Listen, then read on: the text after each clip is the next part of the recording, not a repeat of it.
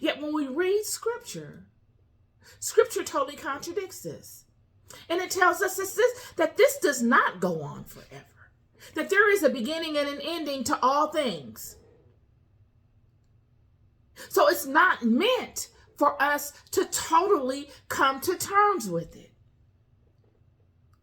The wrestling is not a wrestling for us to 100% absorb all of God's knowledge while in this life.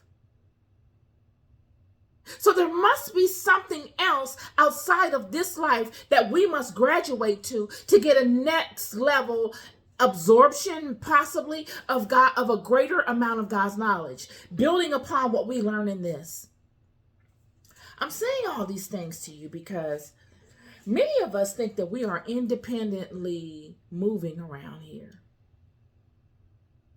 We fail to realize that we are all being directed by a puppet master.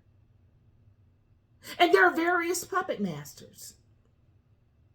There's hierarchies of these puppet masters, it seems like.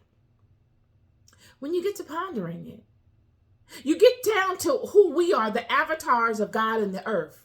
There are puppet masters designated to manage us and to influence us. And then there are puppet masters designated to manage those that manage and influence us. And then there are puppet masters that manage those that manage those that manage us. And it goes on and on.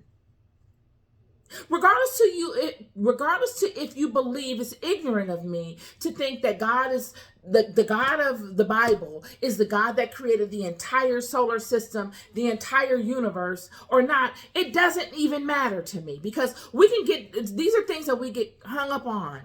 Potato. What difference does it make?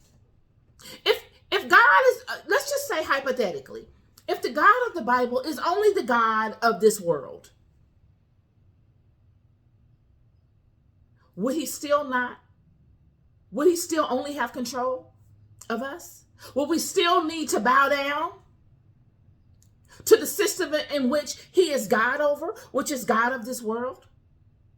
Oh, are we wise enough in all of our knowing to bypass him and go directly to the source? If we think we are, what are we basing that assumption upon? What stronghold have you mastered in this life to think that you are wise enough to understand all the variables that will come into play and going it alone, bypassing the God of this world, and then going the back doorway to get to the superpower, the God of the entire universe? Do you know how many other worlds are out there? Do you know if this is the status quo pro of the universe, where there are gods managing worlds that get managed by other gods? Don't we look up in the sky at night, and we see millions and billions of suns?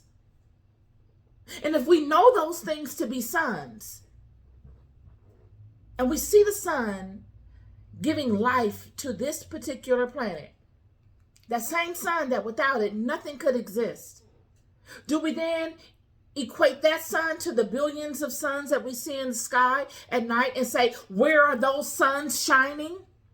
Or did God just allow them to shine for us to see them? Oh, God created all of those suns, the Milky Way. Have you ever seen the Milky Way? I've seen it. It'll humble you. It's interesting. All of the stars just sitting there. That's just a grouping of them. There's many more. You mean to tell me God created all of those stars just for us? He created all those suns just because? God doesn't do anything just because. We can see that in this life. If God created billions of suns, those suns must be shining somewhere, giving some place, something, some planet life. Because that's what they do.